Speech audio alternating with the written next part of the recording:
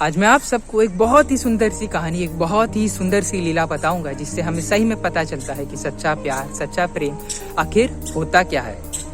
जब श्री कृष्ण द्वारका में थे तो एक दिन वो सबको कहने लगे कि उनका सर बहुत जोरों से दर्द कर रहा है। इस बात को सुनकर हर कोई परेशान हो जाता है कि अरे, उनके सबसे ज्यादा प्यारे श्री कृष्ण का सर दर्द कर रहा है। तो हर कोई बहुत सारे वेद को बुलाता है, तरह तरह के तरीके अपनाता है, पर उनका सर दर्द कम होता ही नहीं है। अब उस समय नारद मुनि भी वहां पे थे।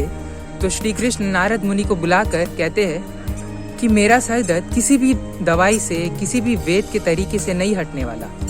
अगर मेरे सर दर्द को सही में हटाना है तो जो मेरे से बहुत ज्यादा प्रेम करते हैं, उनके चरणों के धूल को, उनके पैरों की मिट्टी को मेरे माथे पे लगाए, तब जाकर मेरा सर का दर्द हट जाएगा। तो नारद मुनि इसे सुनकर बाहर दरबार में जाते हैं, बाहर महल में जाते हैं और रानियों से, मंत्रियों से, सबसे पूछते हैं कि आप कृपया करके अपने चरणों के धूल को, अपने पैरों की मिट्टी को दे, इसे श्री कृष्ण के माथे पे लगाना है, जिससे उनका सर दर्द कम हो जाएगा।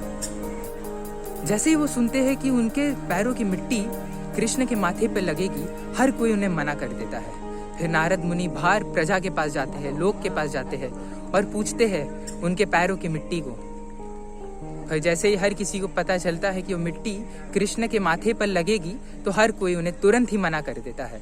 हर कोई कहता है कि नारद मुनि, हमसे ये पाप ना कराए, ये तो एक अपराध है, एक बहुत बड़ा अपराध है। अगर हमने ऐसा किया तो हमें नरक में सालों तक भोगना होगा। तो नारद मुनि उदास होकर कृष्ण के पास आते हैं और पूरी बात बताते हैं। कृष्ण इसे सुनकर कहते हैं, अगर ऐसा है तो आप कृपया करके वृंदावन जाए। वहां की गोपियां मेरे सबसे प्रिय सखी है, हो सकता है वो कुछ मदद कर दे।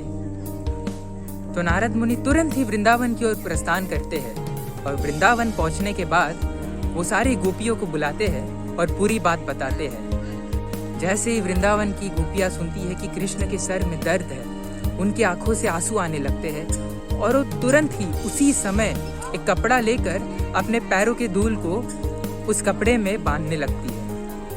नारद मुनि हल्का से चौंक जाते हैं और पूछते हैं कि आप अपने चरणों के धूल को दे रहे हैं, अपने पैरों की मिट्टी को दे रहे हैं, आपको पता है ना कि ये कृष्ण के माथे पर लगने वाला है।